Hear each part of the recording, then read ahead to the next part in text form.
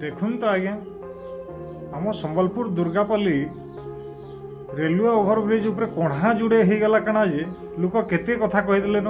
संबलपुर के बदनाम करदेले न आज्ञा इनो तो कोढ़ा जुड़े हो गुजरात रे देखले तो बदरे ब्रिज पूरा 2 खंड हो गला 5टा गाड़ी ढुकी गला और 13 लोग मरले खाली कथा इटा जे हेनु जुन्हा ब्रिज टे और इटा नुआ याद मासे ही उद्घाटन है हो आज्ञा एटा ठीक नुहे से लोग वाक मरुचन हठात ब्रिज भागी जाऊे एटा केन थी लगी होचे काना होचे सरकार टिके जानवार कथा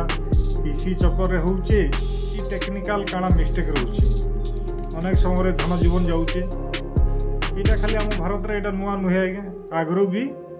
ब्रिज माने भागीचे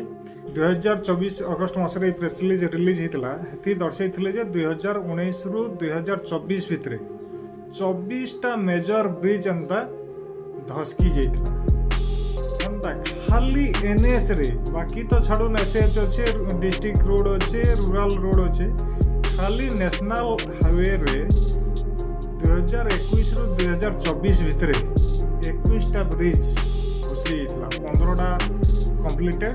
और 6टा अंडर कंस्ट्रक्शन हाँ आज्ञा आपको मन पकई दूचे 2022 भी गुजरात रे गोटे ब्रिज भांगी जाता जेनटा कि 135 लोग मरी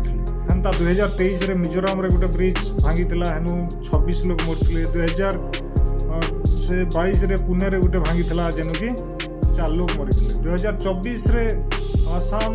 मेघालय बॉर्डर रे गोटे ब्रिज भांगी जाता हेन्ता 2014 रे मुंबई रे गोटे ब्रिज भांगी 6 लोग मरते 2018 रे वाराणसी रे गोटे ब्रिज भांगी जेनु 18 लोग मरी 2018 रे कलकत्ता रे गोटे भांगी जेनु 3 लोग मरी 2016 रे भी से कलकत्ता रे विवेकानंद रोड फ्लाईओवर भांगी जाता हेनु भी 27 लोग मरते 2011 रे दार्जिलिंग रे गोटे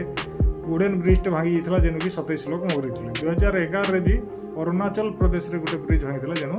30 लोग मरी एंता बड़ बड़ मेजर